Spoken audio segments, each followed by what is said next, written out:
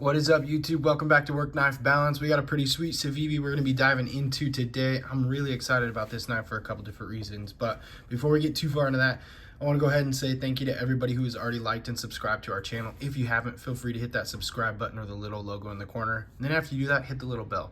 That gives you notifications on when we post new content, and we're going to continue to make and post content, so we'd love for you to see it. You can also head over to Instagram and follow us at WorkKnifeBalance939. It's a great way for us to connect with you and you to let us know what you want to see, what you don't want to see, what you like, what you don't like, all that fun stuff, so we can make sure we're bringing content that you guys like. Without further ado, let's dive into this knife. This is going to be a Civivi knife that we're looking at today. I've had it in my pocket for a couple weeks now. I've been carrying it around and I absolutely love it. So I have a few things about it that I mean, I don't really have much bad to say about it, but I did pick up this knife from AZ USA Blade Works. If you haven't checked out their website yet, feel free to check it out. Or if you're in Southern Arizona, they're down in Green Valley. It's an absolute fantastic little shop. They've got a lot of cool content.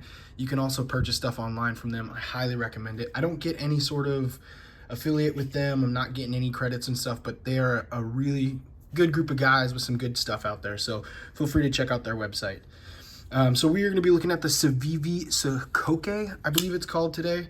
This is a Ray Laconico design, and that was one reason why I wanted to pick it up.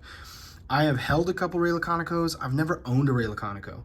And so the fact that you can get a Ray Laconico design through Civivi, it's a production model version of it, just really kind of, I think it's awesome because it brings the cost of those custom knives from some really popular designers and makers down to a much more reasonable cost. This thing comes in at about $65, ballers. Yeah, it's a baller knife. This comes down to about $65 after everything's said and done. You can pick these up on Amazon. You can get them at knife makers. There's a couple different variations. I got the black G10 version. You can also get a burlap micarta with Damascus blade, which is a little more expensive, around $100, or there's two different micarta versions with the 14C28 like this has here. Right off the bat, it's a very easy knife to operate. It's absolutely fantastic, has amazing action, and you would expect nothing less from Civivi and Ray Laconico. So you do have the thumb studs on it, ambidextrous. The thumb studs are a little high for my liking to do the reverse flick. You can kind of get in here and do it with your pointer finger if you hold correctly. And for you who are lefty, it's nice to have it on both sides so you can lefty thumb flick out this way as well. So that's really nice. Does have ambidextrous pocket clip, deep carry pocket clip. So you can put that on both sides, and everything is recessed, so it kind of sits in there flush, which is really nice as well too. Let's go ahead and do some measurements and comparisons before we go too much further into the knife. Overall, tip to tail, we are looking at about 7.55 inches, I'd say. And then the blade length is about 3.35 with a cutting edge of about 3.25. You do have a little bit of a sharpening choil there, but it doesn't take too much away from the blade itself. You have a really nice drop point blade here with a good swedge at the top to add some aesthetics to the blade. Really no branding or billboarding or anything like that on the blade other than Ray Laconico on the other side right there, which I absolutely don't mind at all. It's really nice to put his name on these knives because it's such an iconic name in the knife community. This is a front flipper, so you can flip out right there with the front flip. I typically use that pointer finger and flip it over with the knuckle, but if you want to, you can get up here with your thumb and like big flip it over too as well. So one of the things I really love about this knife, size. This is a perfect size EDC for me, and it's a no nonsense. There's nothing about this knife that should really turn anybody off unless you're looking for something that is primarily pocket jewelry, gaudy, out there, flashy. Then this knife is not for you. But if you're looking for a really good beater knife that you can take around every day, this falls in that category of one of those perfect EDC knives. Good jimping on the back, as always. Most reviewers and channels are going to say the same thing. I want to see that jimping come up further, and I would agree, same thing. I want to see that jimping come up further. because the angles and ergos of this knife, you really don't need too much up here, but it's nice to have that extra security in that jimping up high.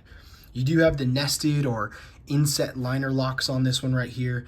It is chamfered on the show side a little bit, so you can get into that liner a lot easier, and then a little bit of jimping on that liner to give you some grip there, which is really nice.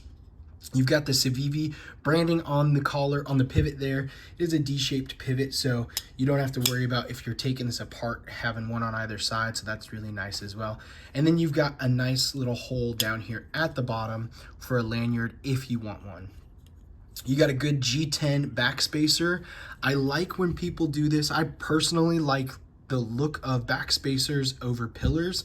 Sometimes a pillar is what you need and what it looks good with, but I prefer backspacers most of the time. So when you get a good G10 backspacer in here, I just think it makes the knife look a little nicer. And personally, it feels more sturdy in my hand that way.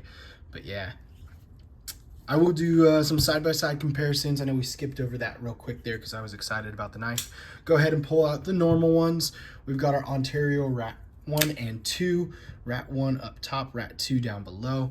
So it's kind of in between. It's a little bit bigger than that Rat 2. It's a little bit smaller than that Rat 1. But it is a really good size comparison to in between those. The Rat 2 oftentimes can be a little small. The Rat 1 can be a little big. It kind of gives you that really good EDC size in between. Go ahead and pull the Para 2 and Para 3 out real quick so you can see the size comparison between those. So if you've got any of those 4 knives, you have a good idea of what it's going to feel like. I would say the closest comparison we've got right now, though, is going to be a little bit larger than that Rat 2.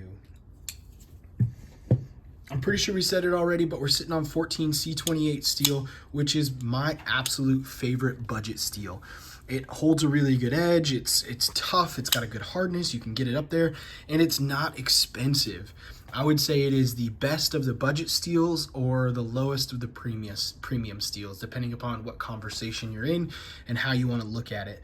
And so when I see things in 14C28, I have absolutely no problem, especially when they come in under $100. And this knife does exactly that, coming in between $65 and $75, depending upon where you go to pick this up. There's not much else left to say about this. Like I said, one of the coolest things I think is it has that Ray Laconico design, the look that Laconico makes for his knives, and his name on it. It's a way to get a Laconico knife for a much less expensive price point. Also, you can kind of see his design aesthetics come through in this, and you can kind of feel what it means to hold a Laconico knife and see if it's something you want to invest in. And I think a lot of companies are starting to do that with makers, and it's really cool to see some of these big names start to come across in production models, so you can get a good feel for what their knife would feel like without having to drop $600 to $1,500 on any sort of custom knife, and know if it's something you really want to invest in without losing that cash first. So don't got much else to say. I really would love it if y'all went and picked up one of these. We'll go ahead and put some links below. If you like this knife, I'll put a link to all the different models on Amazon. If you use the Amazon links, it does support our channel.